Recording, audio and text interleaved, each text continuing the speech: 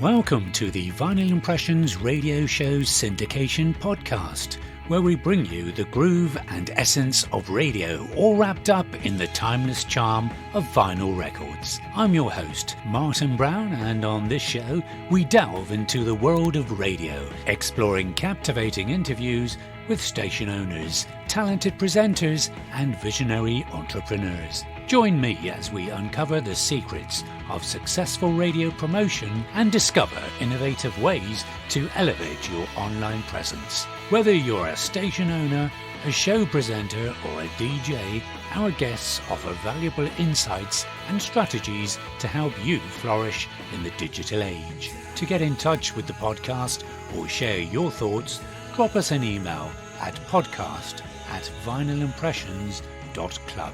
For more updates and exciting content, visit our main website at vinylimpressions.club and connect with us on our Facebook page, Vinyl Impressions Radio.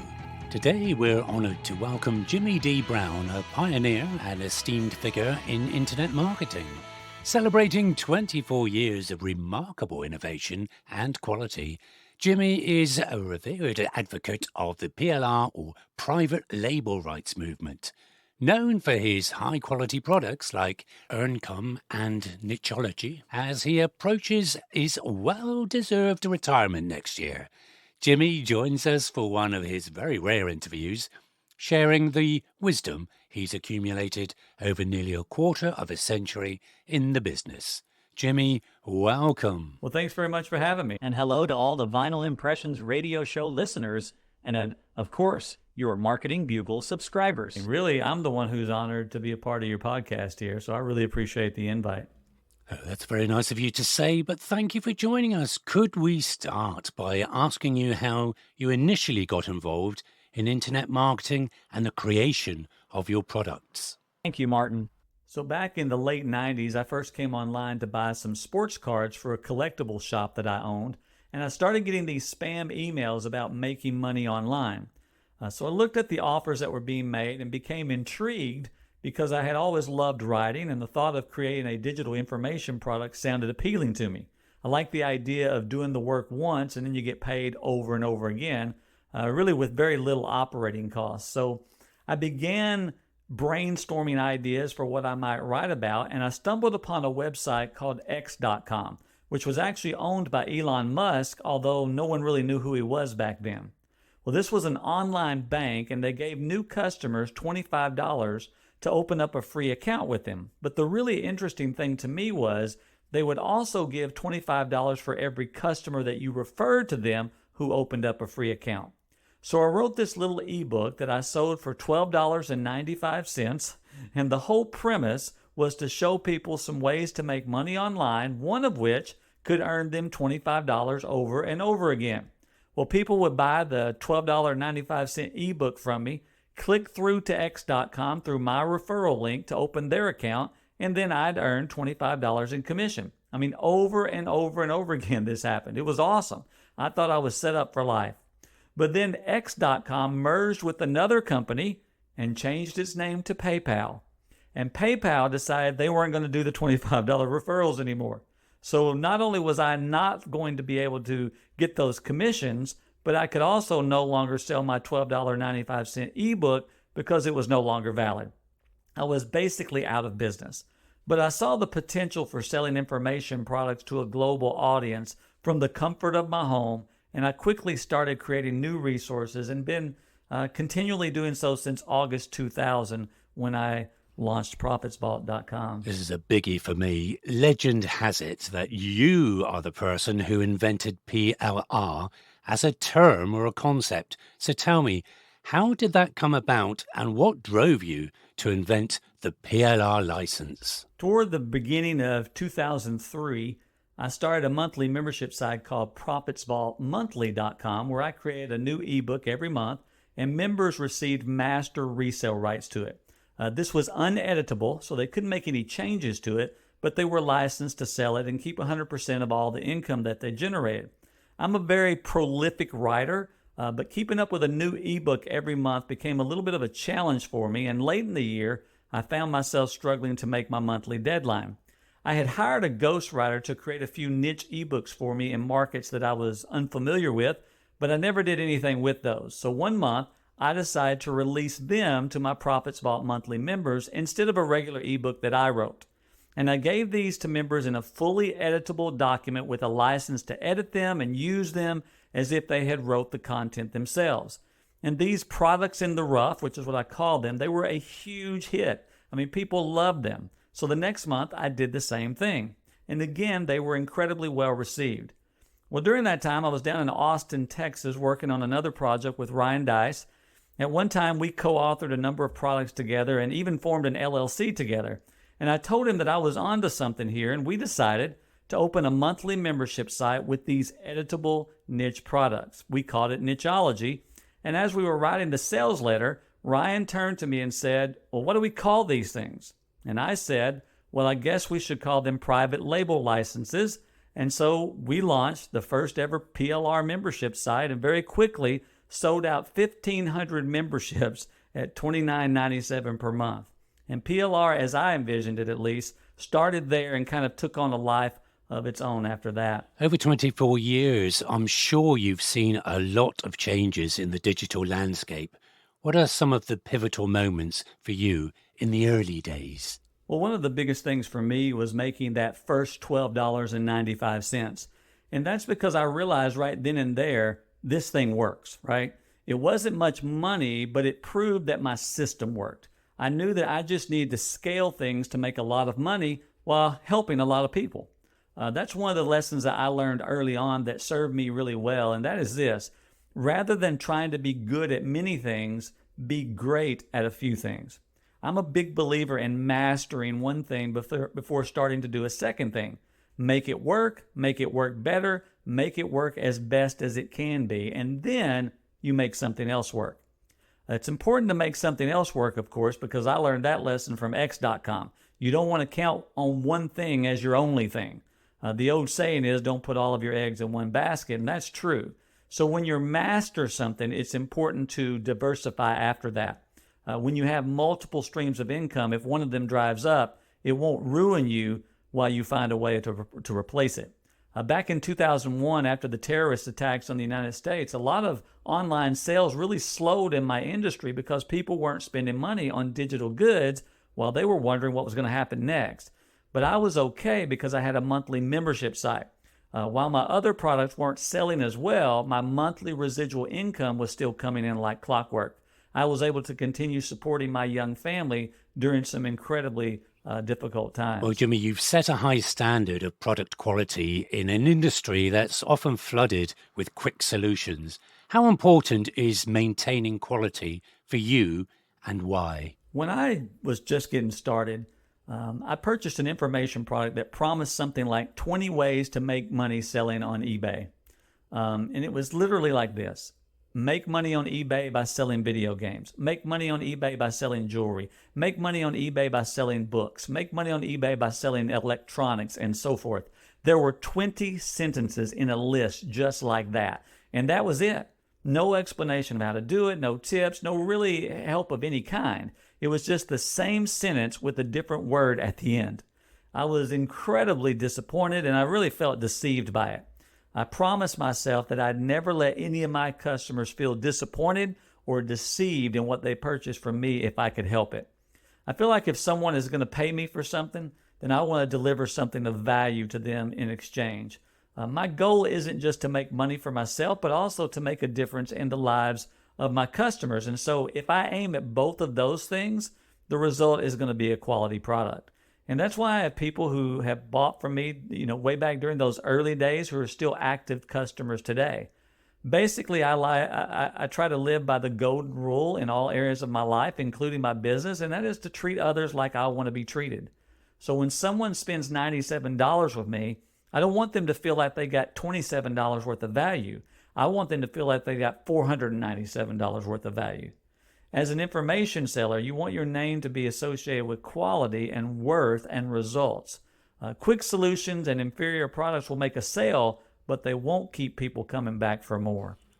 So what do you think are some of the mistakes that people make when they're buying PLR products? Well, one of them is directly tied into what we just talked about, and that is buying PLR products that are of low quality. Not all products are created equal. So many people mistakenly think value is low cost or that it comes in bulk packages, and that's often not the case. Some content is not very well written. Some content contains erroneous information. Some content just isn't helpful to bring about a desired outcome. So buyers end up having to do massive rewrites or scrap the content altogether in order to make a product that they want to attach their own brand to. You surely don't want to sell crummy products to your own customers, or they won't be customers for long. That's why it's so important that you vet your PLR providers. Identify those who have a reputation for quality. Pay more to get better stuff. Test out some samples before investing in bigger offers. Look for content that's ready to go as is right out of the box. It doesn't mean that you don't need to tweak it or personalize it. It just means it's so good that you don't have to. So that's one thing. Another equally as big of a mistake is not using the PLR materials that you buy. I have a good friend of mine who probably has $50,000 worth of PLR sitting on his hard drive that's just gathering cyber dust. Now, why does that happen? I think there are two basic reasons. Number one, not having the willpower to say, I don't need this right now. Yes, you may miss out on some special pricing or some limited quantity offers, but it doesn't do you any good to buy something that you never use. Number two is not having a plan for using what you have. I have always been a big believer in this. Be an intentional shopper, not an impulsive buyer. Let me say that again. Be an intentional shopper, not an impulsive buyer. So identify what your current needs are for PLR and then go buy a specific piece that you can plug in and use immediately. There are plenty of other mistakes, such as not checking licensing terms to see what you can do and what you can't do with the PLR content that you buy, not editing the content to make it your own, not updating the content to make it current or even evergreen, not understanding how many competitors you have and not doing anything to stand out from among those competitors, and not selling your own PLR content to other marketers and business owners. Could you maybe share some of the insights or strategies that have been particularly effective for you in creating high-quality products? A couple of really important things for me has been to know my market and know myself.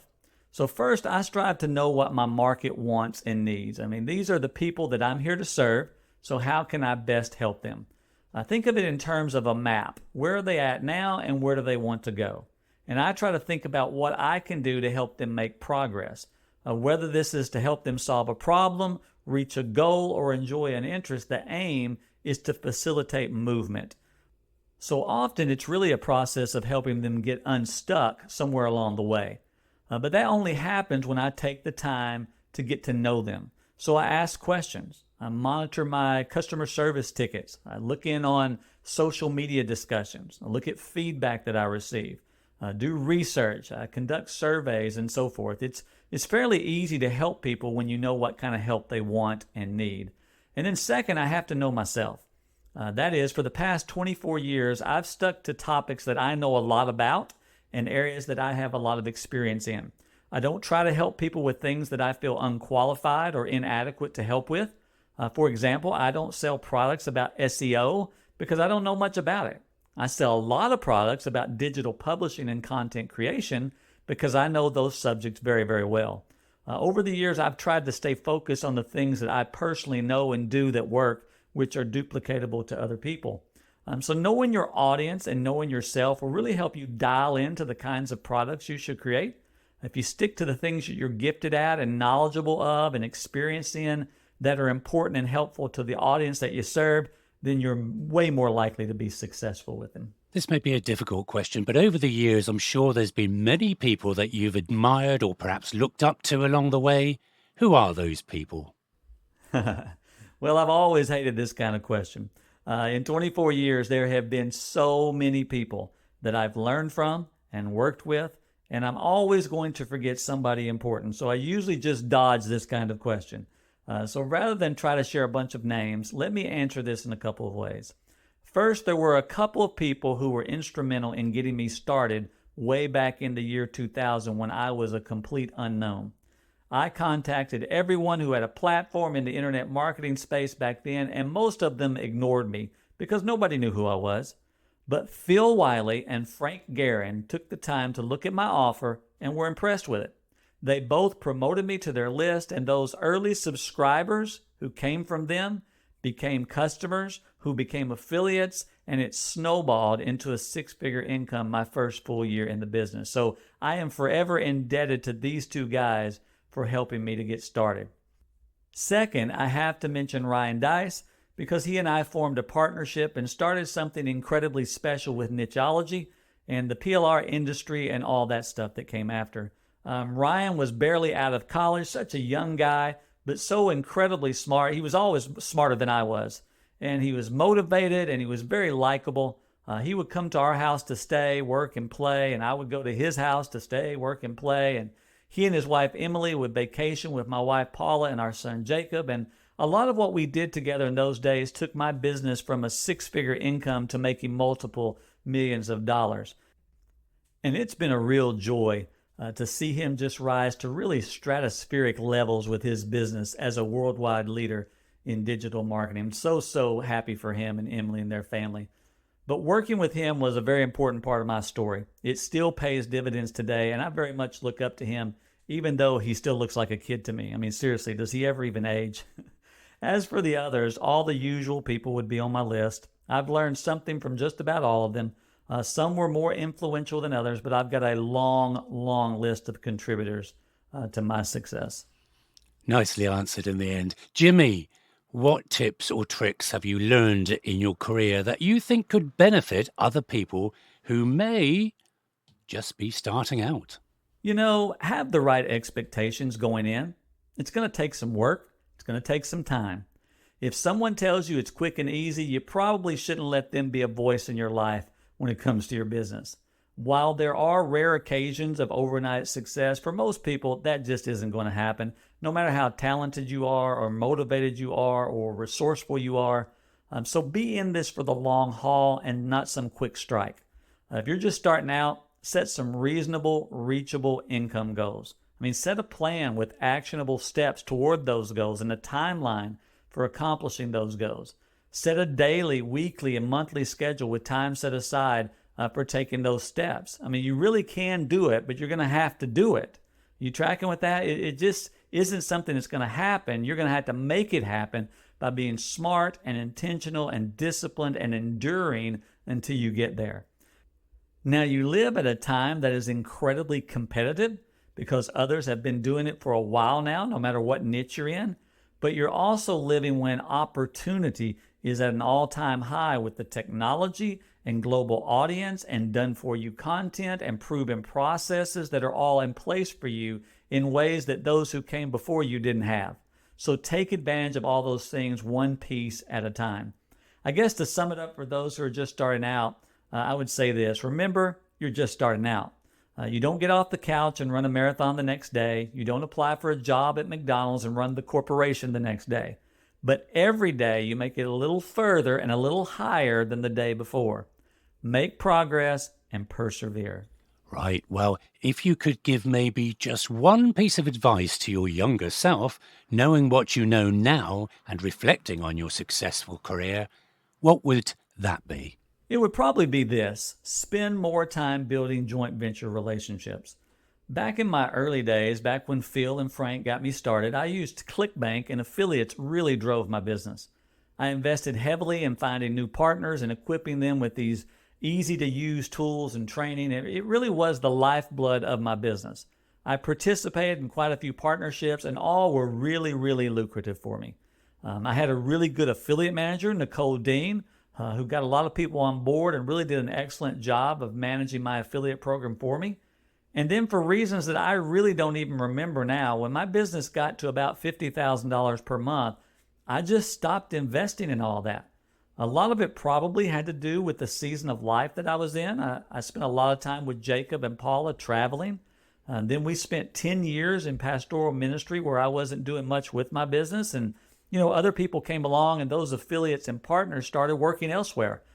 And a lot of those affiliates became really successful with their own products, which I was really happy to see.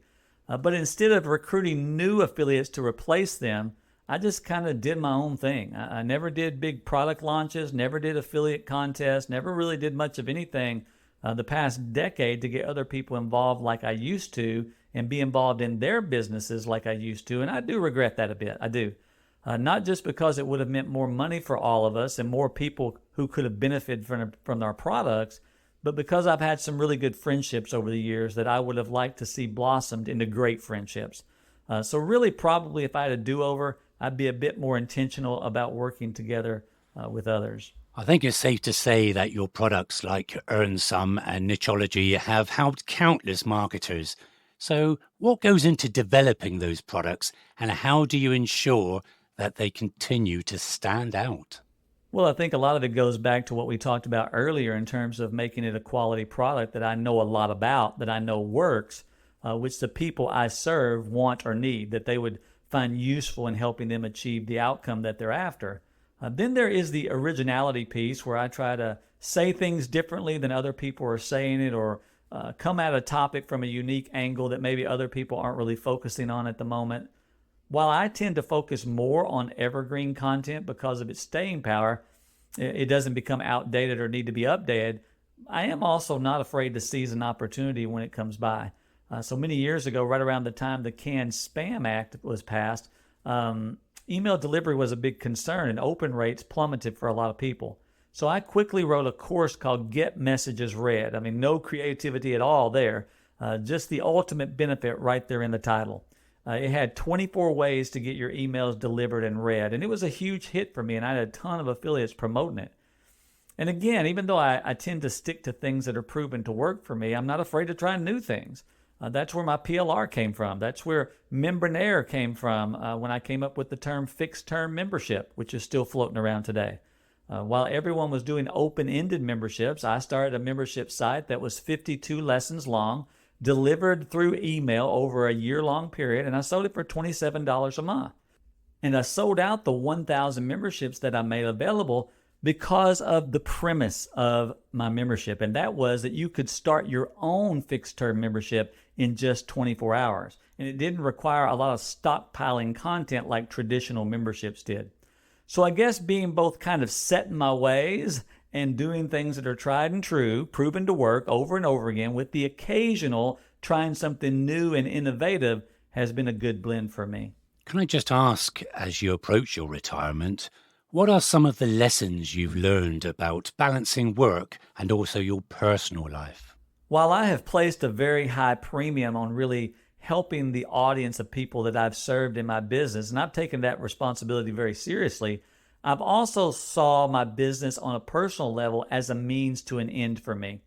In other words, I've been very intentional about making money, not so I could be wealthy or well-known or an influencer as my main goal, but so that I could spend the bulk of my time doing what matters most to me, namely to serve Jesus, spend time with my wife and son, do good in this world offline, and enjoy life each day. And so for most of the past decade plus, I've spent less than 3 hours a day, Monday through Friday, working on my business, and the rest of the time on my bigger priorities. So my takeaway from all of this is to not lose sight of your why. Why do you want to run an online business? Why do you want to make money? And in as much as it's possible, do that now. Maybe the amount of time and money you spend on that isn't as much as you'd like to, or you will be able to later. Don't let life pass you by while you're trying to get to that level. Work can be incredibly rewarding in many, many ways of measuring it, but the greatest measurement and the greatest reward is that you're living your life in the way that it's meant to be lived, with the people and priorities that are most important to you. I've jokingly said that I've been living semi-retired since August 2000, but it's kind of true. And looking back, what do you consider to be your greatest achievement, or perhaps even the highlight of your career? Well, strictly from a career or business perspective, it's seeing people who didn't know what they were doing when they came to me, who are now making a lot of money and making a difference in the lives of other people in their own businesses, because I was able to teach them something helpful. Getting an email from someone who tells me what a particular course or resource was able to do for their business and their life, When someone sends in a genuine, unsolicited testimony, when someone buys a product from me without even reading the sales letter because they've seen value in what they bought before from me. That's the real highlight for me, changed lives. I really believe that I'm meant to be a difference maker in business and in life as a whole. And so to see that come about, see God working through me in different ways like that, that really is the highlight or the most important thing that I would point to when it comes to the things I've done in my business these last 24 years. Okay, and what advice would you perhaps give to someone who's looking to get started today? I'd probably say get a coach or a mentor to help you, especially in those areas of weaknesses or areas where you get stuck. Let me share a non-business story to maybe illustrate the point. As of right now, I've run 106 full marathons or ultra marathons, including 6 different 100-mile races. When I first started running 5Ks, I kind of figured things out on my own. But when I started training for my first marathon, which is 26.2 miles, I really struggled. Why? I didn't know. I bought a book. I looked at an online plan. I just couldn't do it. And I called my wife one day from a Walmart parking lot while I'd been out on a run, and I said, come get me, I'm quitting, and I'm never running a marathon. Well, in time, I found a coach and a nutritionist and a physical therapist and a masseuse, and they told me all the things I hadn't been told in the books. They made it personal for me. They showed me how to take the information that I found in those other resources and apply it to my specific life and situation. And here I am 20,000 miles later, still happily running. So what's the point? Information will only take you so far. Having someone else in your life who has already succeeded in what you want to do will take you the rest of the way. Why? Because he or she or they can help you see how the information is to be used in your specific business and schedule and season of life and background and market and goals and so forth. So what I would tell myself, and I would tell all of those listening, whether they're just starting out or they want to get to the next level, is this. Find someone who is farther along in the journey that you're on and get them to show you the way. Get a coach. Now, as I mentioned earlier, you are looking to retire next year. So what are you most looking forward to doing that you haven't been able to do so far? Honestly, there's nothing new that I'll be doing that I haven't been doing all along. Like I mentioned before, I've been very purposeful about doing the things I want to do all along the way, and that's been a real blessing that I'm truly thankful for. Having the freedom and flexibility to set my own schedule and work when and where I want has been incredible. So really, I'll be doing more of the same in terms of non-business stuff, serving in the church, spending time with family and friends, helping others in whatever way that I can. The same kinds of things that I've been doing. There is one new thing that I'll kind of be focusing on as I close out my content business. I'm going to start doing more business and life coaching. I've offered it in a little bits here and there in the past, but I'm really going to do a lot more of it moving forward. It's going to be very personal, very one-on-one coaching that's faith-based and comes from a Christian biblical perspective on how to be successful in business and in life. So I'm really excited about this because while I'll be able to work with less people than I would sell products to, the work will be very personal. So I'm looking forward to helping people get unstuck, like I mentioned earlier, and helping them get from where they are to where they want to be in areas like business, relationships, running, ministry, and so forth. Well, I know we're running out of time, so finally, for those who are interested in following your footsteps or maybe learning from your resources, where can we find more information about you and your work, Jimmy? My business website is earncome.com, where you'll find a couple dozen courses and resources that are currently available, both with and without PLR licensing. And then my ministry website is jimmybrown.com, where there are a number of free resources to help you in your spiritual journey, such as daily devotions and ebooks. This is also where I'll be offering my coaching sometime in 2025. That's brilliant. Thank you so much for joining us. It's been an absolute pleasure. Well, thanks for having me on today. It's been a pleasure to share with you guys, and I hope your listeners out there in the Vinyl Impressions radio station land and your Marketing Bugle followers find it helpful in some way for their own businesses and their lives. Again, appreciate you guys invited me. Thank you for listening. For more details of any of our podcasts, please visit vinylimpressions.club.